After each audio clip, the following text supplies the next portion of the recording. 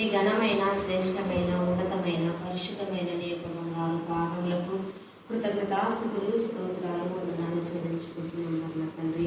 దయా కనికరం కలిగిన మా తండ్రి, కృపాసక్తి సంపూర్ణుడా, సర్వోన్నతుడా, సర్వశక్తిమంతుడా, సర్వాధికారి సత్యస్థులు పిలిచివాధిపతి జీవమిచ్చిన నా యేసయ్య నీకే ఎలలేని కృతజ్ఞతాస్తుతులు స్తోత్రములు చెల్లించుకుంటున్నాం నా తండ్రి. అవునైనా ఉదయం మొదలుకొని ఇంతవరకు మమ్మల్ని ఎంతగానో కాచి కాపాడిన తండ్రి, మధ్యాహ్న కాల సమయంలో నా తండ్రి, ఈ యొక్క దినంలో నా ప్రభావ మేమందరం ఏ రీతిగా కూడుకొని నిన్ను స్తుతించి ఆరాధించి గణపరిచి కీర్తించి నా తండ్రి, ఈ రీతిగా నీ నామాన్ని మాయపరచుటకు శ్రేష్టమైన యొక్క సమయాన్ని ఇచ్చినందుకు నీకు వందనాలు స్తుతులు స్తోత్రాలు చెల్లించుకుంటున్నాను నా తండ్రి. అవును నా ప్రభా, ప్రాముఖ్యంగా మరి నా తండ్రి యొక్క 40 దినంలో నా ప్రభా నీ యొక్క సిలువను గూర్చిన వార్తలు వాగ్దానాలు నా ప్రభా నీ యొక్క శ్రమలను తలపోసుకొచ్చుకుంటున్నాను నేను స్తోత్రంలో చెల్లించుకుంటున్నాను నా తండ్రి. అవును నా ప్రభా, అయా దీనులకు పాపులకు నా తండ్రి, అయా దైవం మమ్మల్ని జ్ఞాపకం చేసుకుని నా తండ్రి, నా ప్రభా మాకు బదులుగా నా తండ్రి మాకు పొందవలసిన శిక్షకు బదులుగా నా తండ్రి, అయా మమ్మల్ని నా తండ్రి రక్షణలోకి నడిపించుటకు నా తండ్రి మాకు బదులుగా మీరు ఆ యొక్క కలువరిలో బలియాగమైన దేవానికి స్తోత్రములు చెల్లించుకుంటున్నాం నా తండ్రి. అవును నా ప్రభా, గొప్ప దేవానికి స్తోత్రములు చెల్లించుకుంటున్నాం నా తండ్రి. అయ్యా నీవు రాజులకు రాజుమైనటి గొప్ప పరిశుద్ధుడైన తండ్రి, అయ్యా నిన్ను నీవు ఎంతగానో తప్పించుకొని లోకంలో తండ్రి, అయ్యా దీనుడుగా రిక్తుడుగా దాసునిగా నా తండ్రి, అయ్యా మానవ రూపము దాచుకుని లోకంలోకి వచ్చి దేవానికి స్తోత్రములు చెల్లించుకుంటున్నాం నా తండ్రి. అవును నా ప్రభా, 33 సంవత్సరంలో నా తండ్రి సువార్త ప్రకటించున్న తండ్రి, అయ్యా ఈ లోకంలో నశించిన వారిని నా తండ్రి వెదకి రక్షించడం కలువరిలో నా ప్రభా నీ ప్రాణంను త్యాగంగా పెట్టి ఉన్నావు దేవానికి స్తోత్రములు చెల్లించుకుంటున్నాను నా తండ్రి. గొప్ప దేవా నీకే స్తోత్రం, నీకే స్తోత్రం, నీకే స్తోత్రం, నీకే స్తోత్రములు చెల్లించుకుంటున్నాను నా తండ్రి. అయ్యా నా ప్రభా నారాయణ నుంచి విడుదల ఇవ్వడం కోసమే యేసయ్య జనన మరణ పునరుద్ధానం. యేసు ప్రభుల వారి జన్మించడానికి కారణం అదే. యేసయ్య వారు శిలువలో బలియాగంగా తన ప్రాణంను పణంగా పెట్టడానికి కారణం అదే. యేసయ్య తిరిగి రావడం, ఆ యొక్క పునరుద్ధానంలో ఆయన పరంలోకి వెళ్ళి తిరిగి రావడం అనే మాటలో 2 రాకడలు ఉంటాయి. యేసయ్య రాకడ గురించి చాలా సార్లు మనం వింటాం, కానీ ఒకటే కాదు 2 రాకడలు ఉంటాయి. 2 రాకడలో అంటే మనుష్యాకారంలో వచ్చి పరంలోకి వెళ్ళిపోయి పునరుద్ధానం అయిన తర్వాత యేసయ్య యొక్క రాకడ మనం తీసుకుపోవడానికి వస్తాడు. ఆ రాకడ ప్రపంచంలో అందరికీ తెలియదు. అది నిర్మానుష్యంగా కేవలము పరిశుద్ధులకు మాత్రమే అది అర్థమయ్యే రాకడ, అందరికి తెలియదు. తర్వాత ఇంకొక రాకడ ఉంటది, అప్పుడు అందరికి తెలుస్తుంది. అప్పుడు భయంకరంగా అందరినీ కూడా భయం కలిగించే విధానం రెప్ప పాటులో మనమైతే మార్పు పొందుతాం. తర్వాత వచ్చే రాకడలో ప్రపంచానికి అంతా తెలియబడుతుంది. బ్రతికున్న వాళ్ళు అలాగే పోతారు, చచ్చిన వాళ్ళ మృతులు దేవుని సన్నిధిలో తీర్పు అన్నమాట. తీర్పుకు ముందు కూడా ఏసే రాకడ ఉంటుంది. అప్పుడు కోపంతో ఎవరెవరైతే దేవుళ్ళు లేరో వాళ్ళందరినీ ఆ యొక్క నాశనం అనే అగ్నిలో పడవేయడానికి కోత. అందుకే ప్రకటన గ్రంథం 14వ అధ్యాయంలో యేసయ్య చేతిలో కొడవలు ఉన్నాయి. మొదటి కొడవలు పెడితే దేవుని భయభక్తి గల బిడ్డలను పైకి తీసుకునే కొట్లలో దేవుని చంద్ర చేరుస్తారు. 2వ కొడవలు వేసినప్పుడు మొత్తం నలుమూల ప్రపంచం నలుమూలలా ఉన్నటువంటి మనుషులందరికీ కోత కొడబడతారు. ఆ కోతలో తీర్పు ఉంటుంది.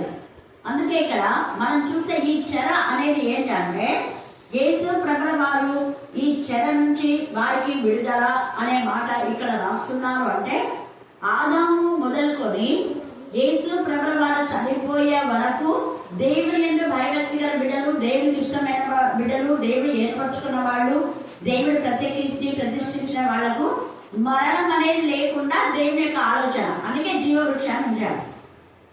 వాళ్ళు ఎప్పుడు నాలో జీవించాలి, నాలో ఆనందించాలి, నన్ను స్తుతించాలి, నన్ను మహిమపరచాలి, నన్ను గణపరచాలి. అందుకే మానవం చేశాడు. కానీ అపవాది వచ్చి దేవుడికి విరోధమైన పాప పని చేయడానికి ప్రేరేపింపజేశాడు. అప్పుడు దేవుడు అన్నాడు, ఈ యొక్క చెట్ల ఫలంలో ముట్టొద్దని చెప్పలేదు, తినన్నా మీరు చస్తారన్నారు. తిన్నారు, చచ్చారు. అప్పటి నుంచి మరణం అనేది వచ్చింది. ఆ మరణం అనేది ఒక చెర. మనం చెర అంటేనే జైలు అనుకుంటాం. ఇక్కడ జైలు కాదు, మరణం అనేది ఒక చెర. ఆ మరణం నుంచి విడిపించే లోకానికి రావాల్సి వచ్చింది. తర్వాత మరణం అనే చెర ఎక్కడుంది అంటే అబ్రహాము రొమ్ములో. ధనవంతుడు లాజరు చెప్పేటప్పుడు లాజరు పేదవాడు, ధనవంతుడు నరకానికి పోయని చెప్తుంటారు. కానీ అదే ఈ ధనవంతుని కంటే గొప్ప ధనవంతుడైన అబ్రహాము రొమ్ములోనే ఈ పేదవాడు ఉన్నారు. ధనవంతులందరూ నరకానికి పోరు, తప్పుడు బోధలు వినొద్దండి. ఎవరు పోతారు ధనవంతులు అంటే అక్రమంగా సంపాదన, వడ్డీలకు వడ్డీలు వసూలు చేసి ఒకరి పొలాన్ని దోచుకొని ఒకరి ఇల్లు దోచుకొని అక్రమమైన మార్గంలో సక్రమంగా కాదు వాళ్ళు అక్రమంగా ఇవ్వవలసిన సుంకానికి డబల్ సుంకం అడిగి ఇలాగా న్యాయము కాని విధానంలో అన్యాయంగా ఎవరైతే ఉన్నారో వాళ్ళకి ఏం చెప్పనవసరం లేదు, నరకానికే వాళ్ళు. వాక్యంలో తేలికగా రాయడు అన్యాయస్తులు దేవుడి రాజ్య వారసులు కారు నేలను రాయబడింది. ఇలాంటి వాళ్ళందరూ కూడా మరి నరకానికి పోతారు. అయితే న్యాయయుక్తంగా సంపాదించిన ధనవంతులు అందరూ కూడా దేవుడి సన్నిధిలో ఉంటారు. ఇంకొకటి మనం చెప్పాలనుకుంటే దేవుడి సన్నిధిలో ఉన్న వాళ్ళంతా మహా ధనవంతులు, పేదవాళ్ళు లేరు. మీకు తెలియదేమో విషయం, అంత ధనవంతులే. యోగు ధనవంతుడా? ధనవంతుడే. దానియేలు ధనవంతుడా? రాజులో రాజు. ధైర్యం ధనవంతుడే. ఇంకా ఇలా చెప్పుకుంటూ పోతే అందరు మోషే భయంకరమైన దాని నుంచి దాసులు నాకుంటూ ఈ ధనం అని దాన్ని పెండగా మార్చుకున్నాడు. పౌలు ధనవంతుడే. అయితే యేసు ప్రభు వాళ్ళ శిష్యులు మాత్రమే, అందుకే పేదల సువార్త ప్రకటించడానికి దేవుడు నన్ను పంపాడన్నాడు. హల్లెలూయా, హల్లెలూయా, హల్లెలూయా, హల్లెలూయా. అంతవరకు వాళ్ళంతా కూడా రిచెసే. ఎస్తేరు ఒక మహారాణి మొదటే వీళ్ళంతా దేవుడి సన్నిధిలో ఉన్నారు.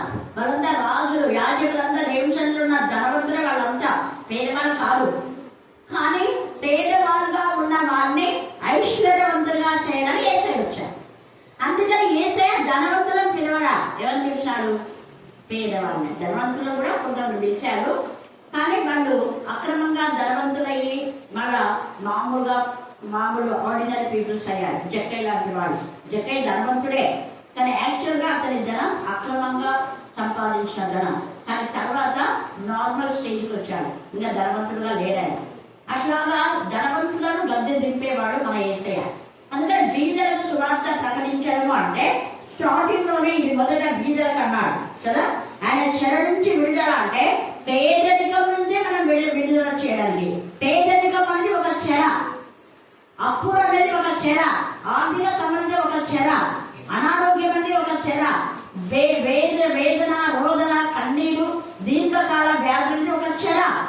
ఈ వ్యాధి నుంచి చెర అంటే కేవలం జైలు కాదు, బంధకాలలో దేనిలో బంధింపబడ్డారో ఆ బంధకాల నుంచి విడిపించడానికి యేసయ్య వచ్చాడు.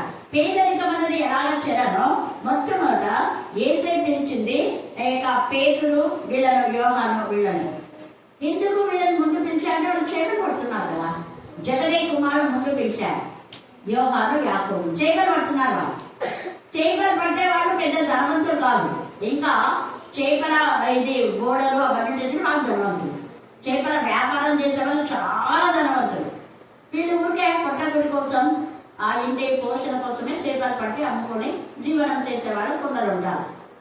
అలాంటి విధానంలో వీళ్ళున్నారు, యోహాను తర్వాత యాకోబు. వాళ్ళని పిలిచారు వాళ్ళ పేదరికం నుంచి వాళ్ళని విడుదల చేయడానికి. తర్వాత పేతురును పిలిచాడు, అంద్రేయ పేతురు. ఈ అంద్రేయ పోయి అక్కడ పేతురు చెప్తున్నాడు. అంద్రేయ ఎక్కడున్నాడు అంటే యోహాను శిష్యుడు. యేసు ప్రభువు వారు మొదట బ్యాప్టిజం తీసుకోవడానికి పోయినప్పుడు పొలం నుంచి పావురాకారంలో పరిశుద్ధాత్మ వచ్చి ఈయన నా ప్రియ కుమారుడు, ఈయన నేను ఆనందించాడు ఒక శబ్దము అక్కడ అందరు విన్నారంట. హల్లెలూయా, హల్లెలూయా, హల్లెలూయా. అక్కడ వాళ్ళందరూ విని అందరికి ఎక్కడి నుంచి ఇక్కడ నుంచి ఎక్కడి నుంచి ఒక సెకండ్ కదా ఈయన నా ప్రియ కుమారుడు, ఈయన ఆనందించాడు చెప్పారు. ఇవ్వలే, ఓహో పరం నుంచి వచ్చింది అని యోహానికి అర్థమైపోయింది, యోహాన్ శిష్యులకు అర్థమైపోయింది, కొంతమంది ఆత్మ సంబంధులకు అర్థమైపోయింది. లోకస్తులకు అర్థం కాదా, ఏందో ఉరుమలాగా వచ్చాయి కదా శబ్దము అని అనుకున్నారు. అప్పుడు పౌలుతో కూడా, పౌలుకు వచ్చినటువంటి సౌలుగా ఉన్నప్పుడు ఆ యొక్క సౌలుకు వచ్చిన దర్శనంలో కూడా సౌలు ఒక్కడు విన్నాడు. ఏ సౌలా సౌలా ఎందుకు మేము నన్ను హింసిస్తున్నావు? ఎవరి ప్రభు నువ్వు? నేనే హింసిస్తున్నా? అవును నువ్వు హింసిస్తున్నా యేసు నేనే.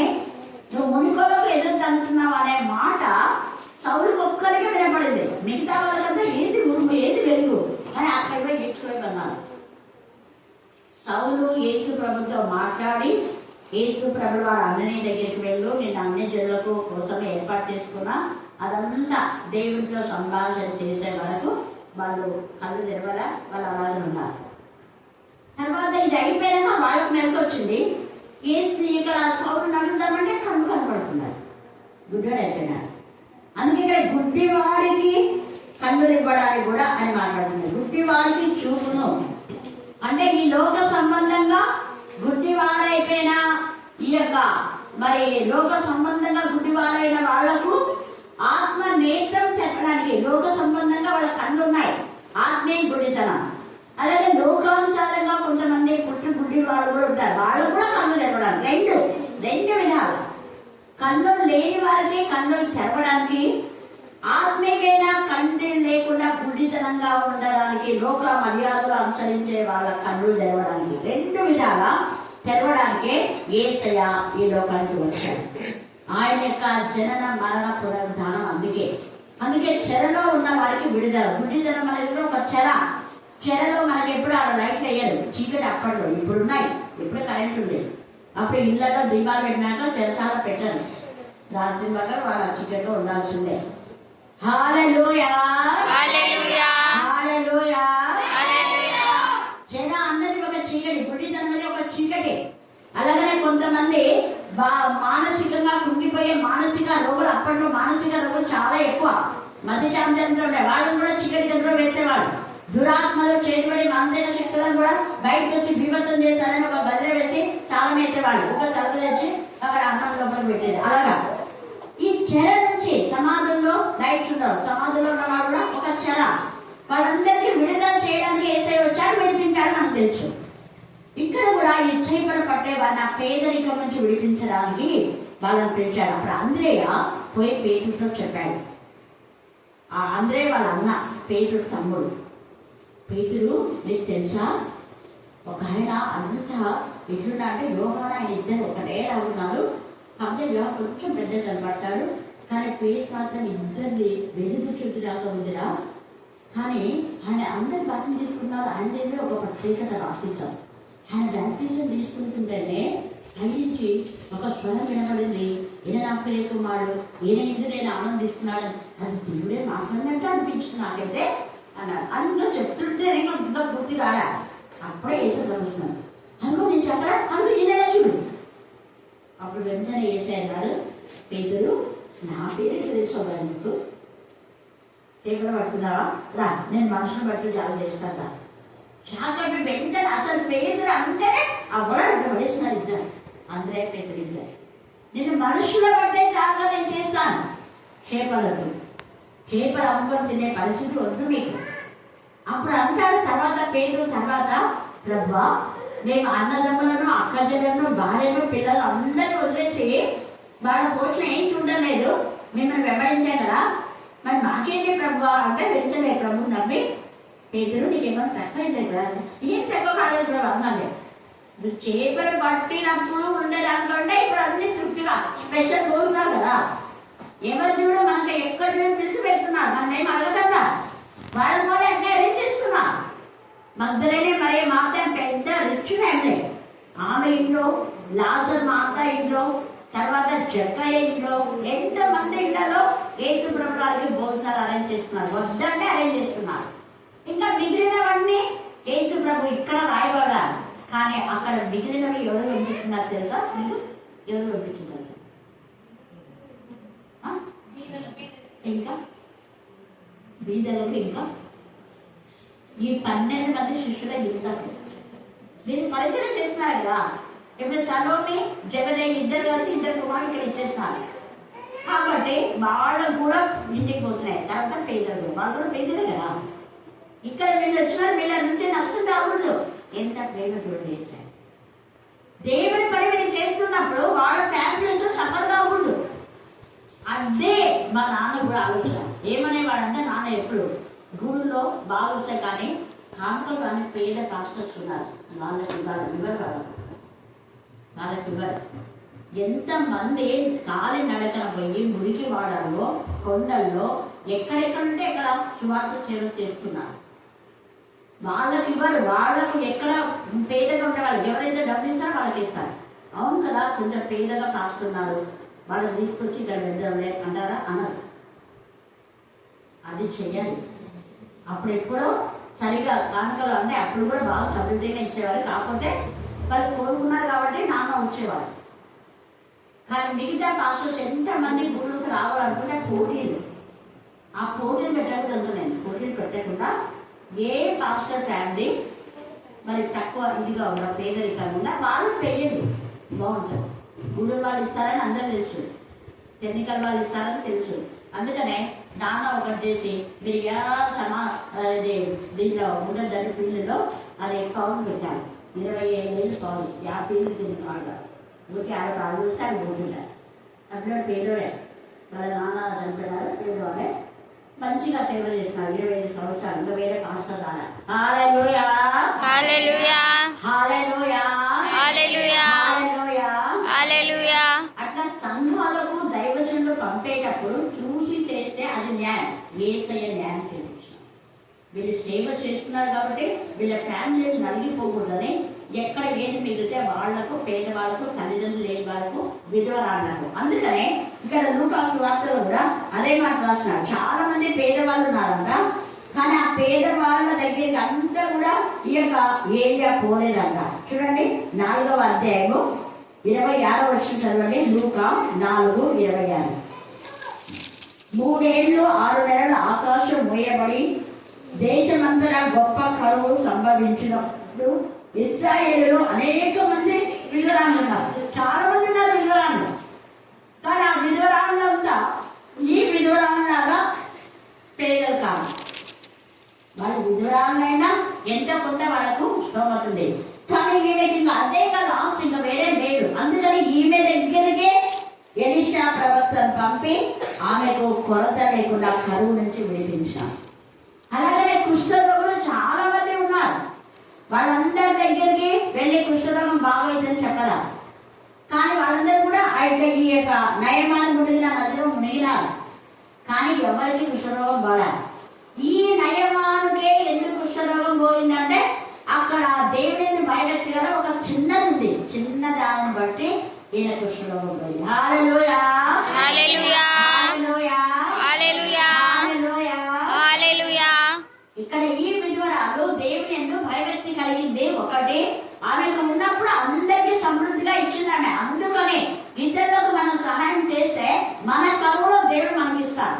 అబ్రహాము కూడా అనేకులకు సహాయం చేశారు కాబట్టి మహా కరువులో దేవుడు అబ్రహామును పోషించాడు. అలాగే ఇస్సాకు కూడా మహా కరువులో 100 పంట పొందుకున్నాడు. ఆ కరువు అనే చెర నుంచి దేవుడు అబ్రహామును విడిపించాడు.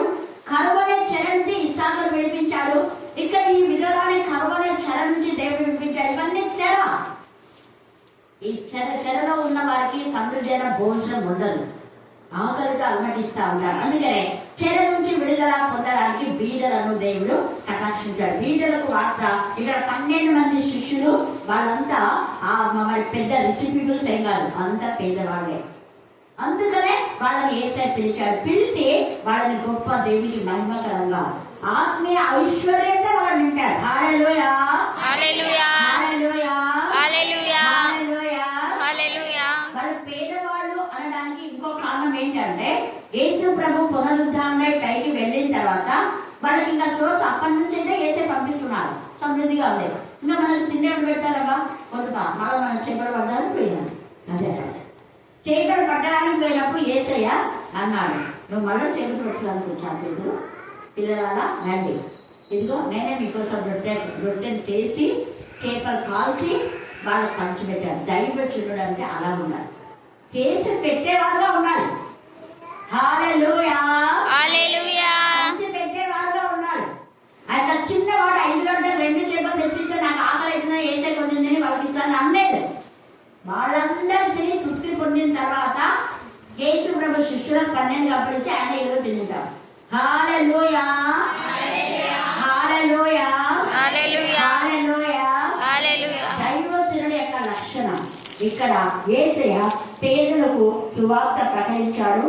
ఎందుకంటే పరిశుద్ధాత్మతో అభిషేకించబడినప్పుడు పేదలకే. అందుకే స్మరణ గీతాల్లో గ్రామ సీమల్లో మనం నివేదిద్దాం, గ్రామ సీమల్లో మనం దేవుని ప్రకటిస్తాం. కాబట్టి గ్రామ సీమలకు వెళ్దాం రా అంటుంది. పరిశుద్ధాత్మతో నింపబడిన వాడు గ్రామ సీమలే కోరుకుంటారు. పట్టణాలు వస్తున్నారు, ఎంతమంది ఉన్నారు అక్కడ. కానీ పల్లె సీమల్లో ఎవరు ఎక్కడా లేదు. నేను అదే చెప్తాను. కొంతమంది అక్కడ మేము గూడులు వచ్చి వాకింగ్ వెళ్తారంటే ఎందుకు గూడులు అని అలాగే ఇచ్చేస్తున్నారు. మీరు ఒకప్పుడు రావాల్సిందే, అప్పుడు చాలా ఇదిగా ఉండేది. ఇప్పుడు పర్వాలేదు, చాలా మంది చెప్పేవాళ్ళు ఉన్నారు ఇక్కడ. మీరు ఎక్కడ ఎవరు చెప్పని ప్లేస్కి మేము వెళ్ళాలి అంట. అవునులేక అందులో న్యాయమే, అందుకే వెళ్తాం. యేసు ప్రభువు వారు సువార్త అందరూ ప్రకటించాడు, ఒక్క చోట కాదు, ఒక్క చోట లేడు, అనేక పల్లెల్లో పట్టణాలు. హల్లెలూయా హల్లెలూయా హల్లెలూయా హల్లెలూయా హల్లెలూయా హల్లెలూయా. ఆయన పల్లెలో ప్రకటించినాడు, నదీ తీరంలో ఇళ్లలో ప్రకటించినాడు, తర్వాత కొండ చర్యల్లో అరణ్యంలో ఎక్కడంటే ఎక్కడ. అది దేవుని వాక్యం ప్రకటించడం అంటే. అందుకే చెర నుంచి విడుదల. ఈ యొక్క మధ్యాహ్న కాల సమయంలో భయంకరమైన చెర నుంచి విడుదల. ఇంకొక చెర ఏంటంటే అబ్రహాము రొమ్ములో ఉన్నటువంటి వీళ్ళందరినీ వాళ్ళను సజీవులుగా చేయడానికి యేసయ్య వచ్చాడు. అందుకే యేసయ్య మరణించినప్పుడు ఆయన ప్రాణం విడుస్తారు, గొప్ప కేక వేసి ఆ ప్రాణం విలువగానే ఆ మత్తయి సువార్త 22:51 నుంచి 50 దాకా చదివితే సమాధులు తెరవడం రాయబడింది. అన్ని సమాధులు కాదు అక్కడ, పరిశుద్ధుల శరీరాలు మాత్రమే. అందరూ ఎవరా? మృతులు ఆయన కేకలు వింటారన్న ప్రవచనం అక్కడ నెరవేర్చబడింది.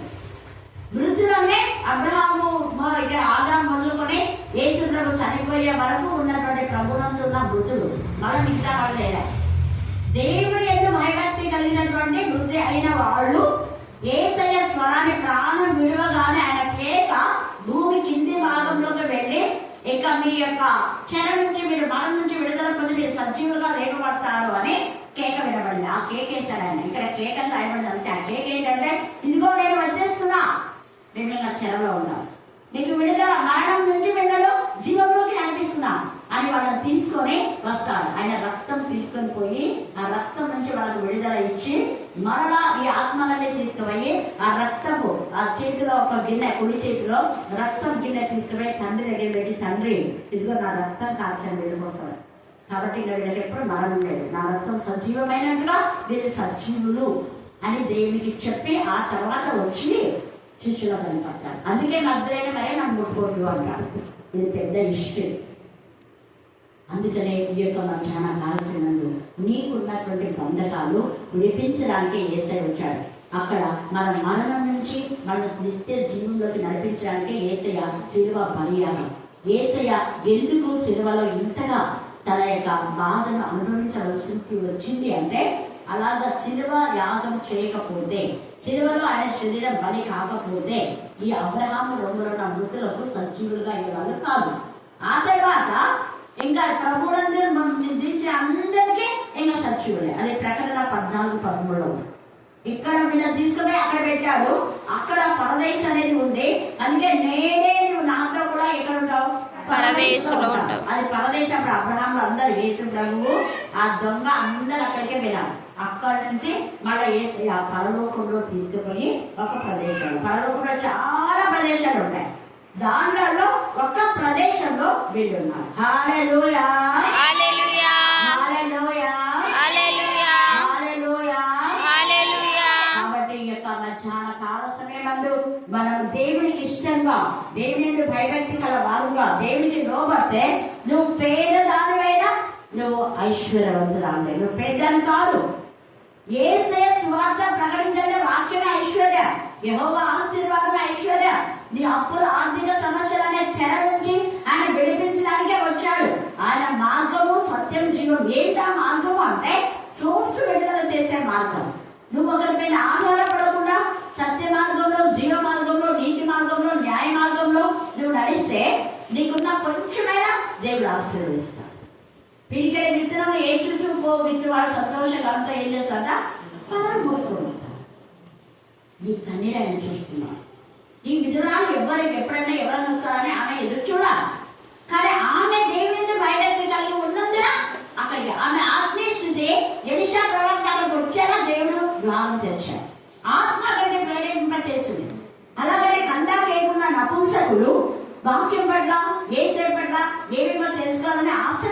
ఉన్నాడు. ఆసక్తి కలిగి ఉన్నాడు కాబట్టి పరిశుద్ధాత్మ ఆ యొక్క ఫిలిప్పు ద్వారా నపుంసకుల దగ్గరికి వెళ్ళి, నువ్వేమైనా చదువుతున్నది అర్థమవుతుందా అంటే ఎవరు చెప్తారయ్యా, నాకు ధనవంతులం కదా, మా దగ్గరికి వచ్చి ఎవరు చెప్తారు చెప్పండి. కొంతమంది ధనవంతుల దగ్గరికి పోతారు, కొంతమంది పేదల దగ్గర పోతారు. మాకెవరు నపుంసకులు, నాకెవరు చెప్తారు, చిచ్చి అంటుంటారు అన్నమాట అని అనేసరికి చెప్పాడు, వివరించాడు, అర్థమైంది, గ్రహించాడు. గ్రహించిన వెంటనే నేను బ్యాక్టీరియల్ తీసుకోవాలన్నా. అది మాట్లాడే వాక్యం ఇన్నేళ్ళు మనం వింటున్నాం, ఎన్ని సంవత్సరాలు వింటున్నాం. మరి నీ ఎంత మార్పు వచ్చి నేను బ్యాక్టీరియల్ తీసుకోవాలని వస్తుందా? లేదు. పెళ్లి అంటే అరే ఇంకా వాక్యం తీసుకోరా, వాక్యం తీసుకో పెళ్లి కాదు. అక్కడ అంతా పెళ్లి చూపులు అయిపోయి, నిశ్చితార్థం అయిపోయి, ఎంగేజ్మెంట్కి పోయినాక పెళ్లి అప్పుడు బాప్టిజం. రేపు పెళ్లి అంటే ఈరోజు బాప్టిజం. తీసే వాళ్ళకన్నా బుద్ధి ఉండాలా, తీసుకునే వాళ్ళకన్నా బుద్ధి ఉండాలి. దేవుని నామం అవమానపరుస్తున్నారు, వ్యర్థంగా ఆయన నామం ఉచ్చరిస్తేనే శిక్ష. మరి దేవుని నామంలో ఇంత అవమానం చేస్తే దేవుడు ఊరుకుంటారా? అందుకే ఊరుకుంటారు. దేవునికి లోబడాలి. ఎందుకంటే ఆయన సినిమాలో బలియాగంగా తన ప్రియకంగా అర్పించినప్పుడు మన దేవునికి విరోధం ఉంటే దేవుడు అస్సలు క్షమించాడు. నిన్న చూస్తున్నాం కదా, దేవుడు కూడా ఎంత భయంకరంగా ఉండవు. ఇశ్రాయేలీయులు ఆయన చేత ఏర్పాటు చేయబడిన వాళ్ళు, ఆయన కోరుకున్న వాళ్ళు, ఆయన మేఘ స్తంభంలో అగ్ని స్తంభంలో వాళ్ళు తోడుగా ఉన్నాడు, పరలోక బండ వాళ్ళు తినిపించి, అయినా వాళ్ళు దేవుడికి విరోధంగా చేస్తే దేవుడు క్షమించలేదు, వాళ్ళు శిక్షించాడు. ముందే చెప్పాడు, మీరు ఎప్పుడు ఐగుప్తు మీకు చికెటే కావాలా, చికెట్లు ఐగుప్తుని వదిలిపెట్టారు కదా, మళ్ళీ వదిలిపెట్టిన పాపాన్ని మళ్ళీ ఎందుకు అభివృద్ధికి వెళ్తారు? మళ్ళీ అభివృద్ధి జరిగే జీవితం ఎందుకు మీకు? దాని ద్వారా మీకు ఆశీర్వాదం ఉండదు అన్నాడు.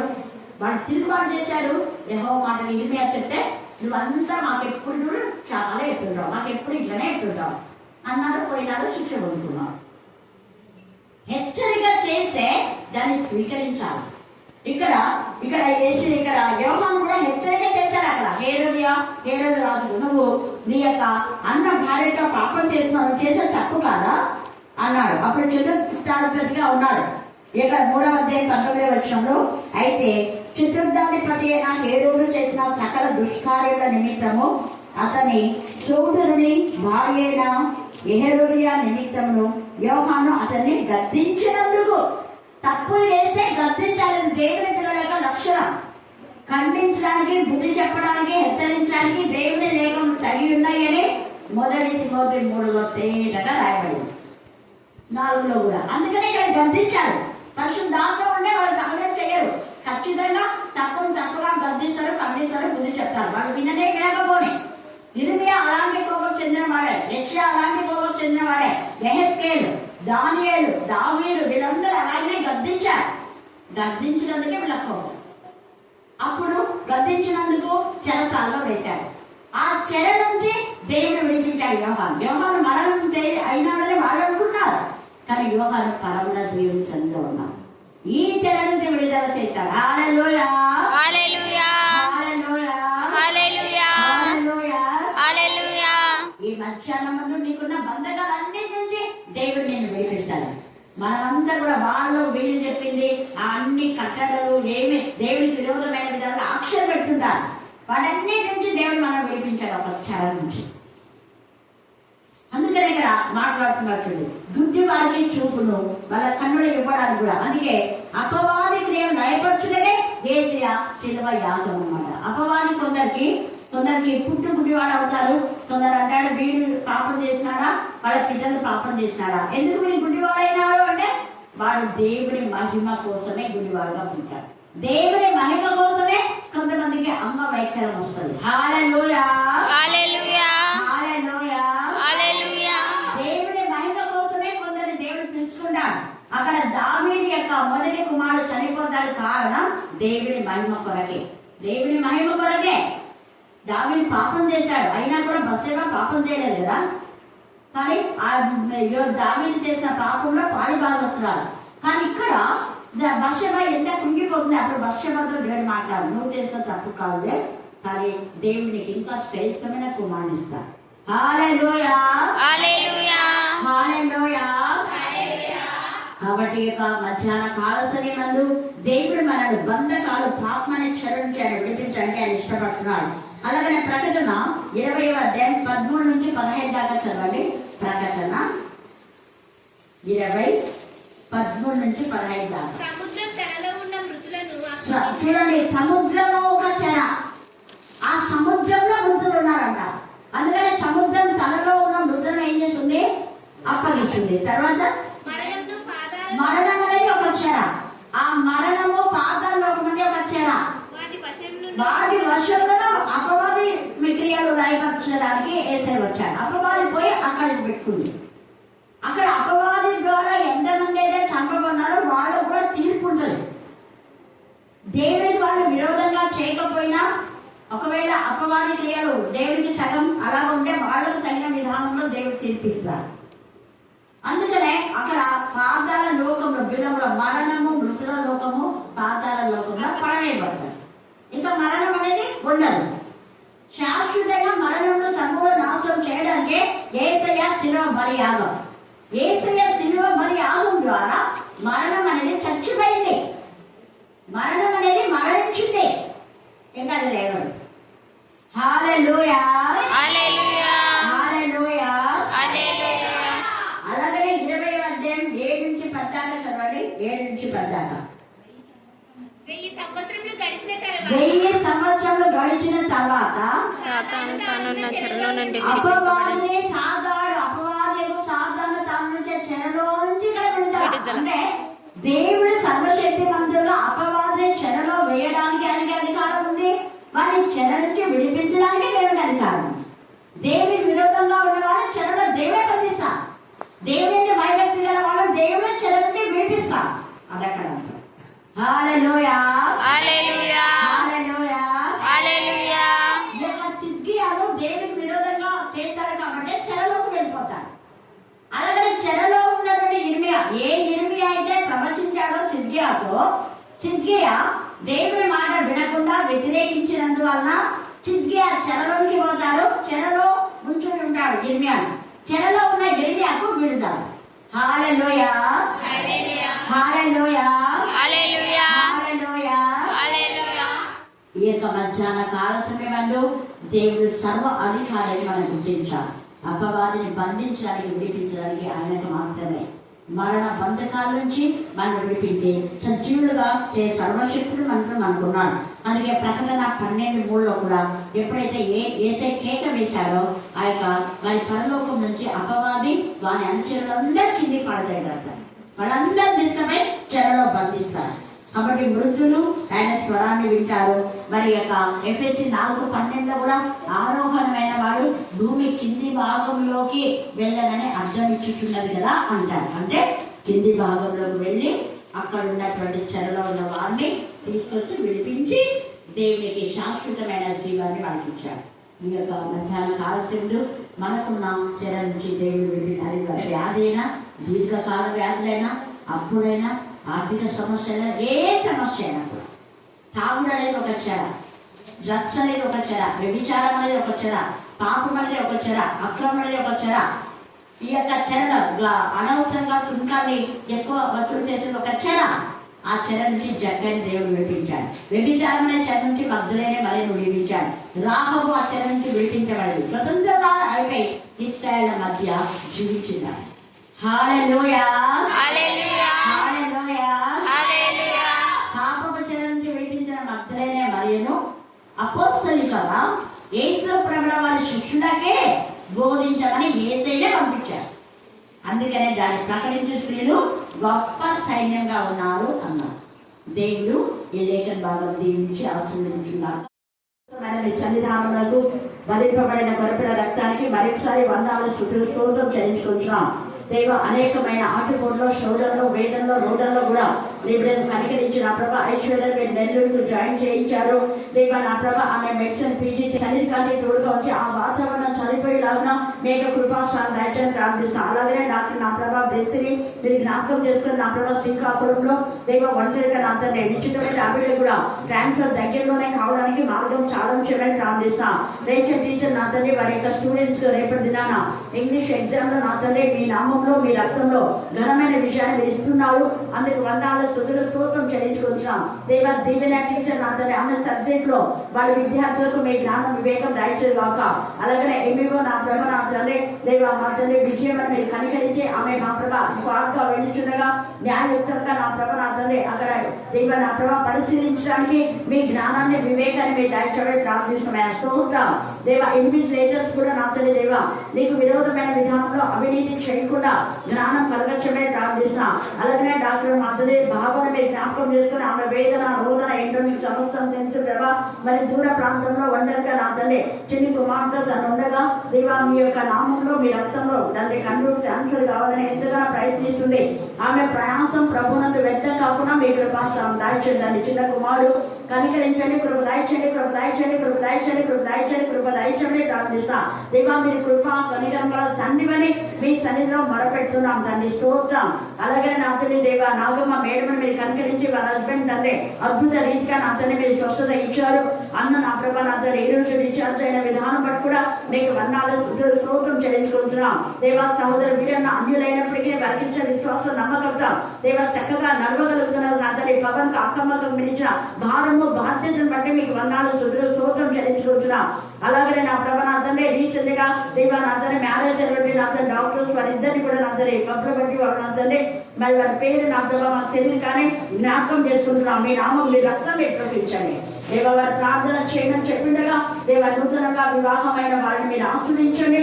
దేవ వారికి కావాల్సిన ఆరోగ్యాన్ని బలాన్ని శక్తి మీరు దాయించండి. మీ యొక్క పరలోక ఆశీర్వాదాల చేత మీరు నింపి వారి వివాహ జీవితం మీకు మహిమకరంగా సంతోషకరంగా ఉండలాగున మీ యొక్క కృపాస్థానం దాయించమని ప్రార్థిస్తున్నాం. అయ్యాస్తూ స్తుతించి నేను గణపరిచి నేను మహిమపరిచిన విధానం బట్టి నీకు వందనములు స్తుతులు స్తోత్రాలు చెల్లించుకుంటున్నాం నాయన. అమ్మారు చెప్పిన వాక్యం నాయన నీరు కట్టి కలిపజేసిన విధానం బట్టి నీకు వందనములు స్తుతులు స్తోత్రాలు చెల్లించుకుంటున్నాం నాయన. మేము వినడమే కాకుండా నా తండ్రి ఇతరులకు చెప్పే భాగ్యం ప్రతి పొద్దుకు దయచేయమని ప్రార్థిస్తున్నామయ్యా. నీకు వందనములు స్తుతులు స్తోత్రాలు నాయన. నీకు అంటూ సాధ్యం ఏది లేదు నాయన. సమస్తం సాధ్యం జరిగించేవాడు నాయన. అల్ఫా ఓమేగయు నీకే స్తోత్రం, మీకే స్తోత్రం, మీకే స్తోత్రం, మీకే స్తోత్రం, మీకే స్తోత్రం, మీకే స్తోత్రం, మీకే స్తోత్రం నాయన. ఎక్కడెక్కడ కూడి నీ నామం స్మరిస్తారో అక్కడ ఉంటానని సెలవిచ్చిన దేవ మా మధ్యలో సంచరించిన విధానం బట్టి నీకు వందనములు స్తుతులు స్తోత్రాలు చెల్లించుకొచ్చున్నాం నాయన. ఐగుప్తు దేశంలో వెళ్ళినప్పుడు మరి నాయన మోసపుచ్చిన విధానం బట్టి నీకు వందనములు స్తుతులు స్తోత్రాలు నా తండ్రి. మా జీవితాలు నా తండ్రి నీ వాక్యానుసారంగా నీ సిలువ వైపు చూస్తూ మేము బ్రతుకులాగిన సహాయం చేయండి నాయన. నీకే స్తోత్రం, మీకే స్తోత్రం, మీకే స్తోత్రం, మీకే స్తోత్రం ఆయన. మా చూపులు, మా తలంపులు, మా నడవడకలు, మా ప్రవర్తన ప్రతి అడుగు నా తండ్రి నేను నీ వైపు చూస్తూ మిమ్మల్ని ఉండగా సహాయం చేయమని ప్రార్థిస్తున్నామయ్యా. నీకే స్తోత్రం, మీకే స్తోత్రం, మీకే స్తోత్రం, మీకే స్తోత్రం, మీకే స్తోత్రం చెల్లించుకుంటున్నాం దేవా. ఇక్కడ చేరుకున్న ప్రతి ఒక్క బిడ్డలైనా దీవించి ఆశ్రయించి బలపరచమని ప్రార్థిస్తున్నాం నాయన. ఆత్మ లేని వాడు కాదన్నావు నాయన. ప్రతి ఒక్క బిడ్డకు నా తండ్రి ఆత్మను నా తండ్రి దయచేసిన విధానం బట్టి నీకు వందనములు స్తుతులు స్తోత్రం నాయన. దర్శనాలు చూపించిన తండ్రి నీకు స్తోత్రం, మీకే స్తోత్రం నాయన.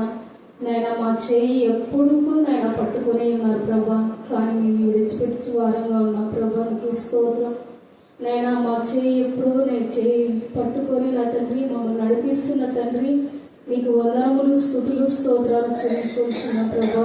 కన్నా మినిస్టర్ నాయన జరగబోయే కార్యక్రమం అంతా నాయన నిస్వాధీనంలో ఉంచుకొని నా తండ్రి జీవితాంతం నా తండ్రి ఎల్లప్పుడూ నా తండ్రి మర్చిపోక విడిచిపోక మరొక ఎల్లప్పుడూ నేను స్తుతించి గణపరిచి కీర్తించి ప్రభావాలు పొందుకోమని ప్రార్థిస్తూ యేసు శక్తి గల నామమున ప్రార్థించి స్తుతించి అడిగి వేడుకొని పొందినాం మా తండ్రి.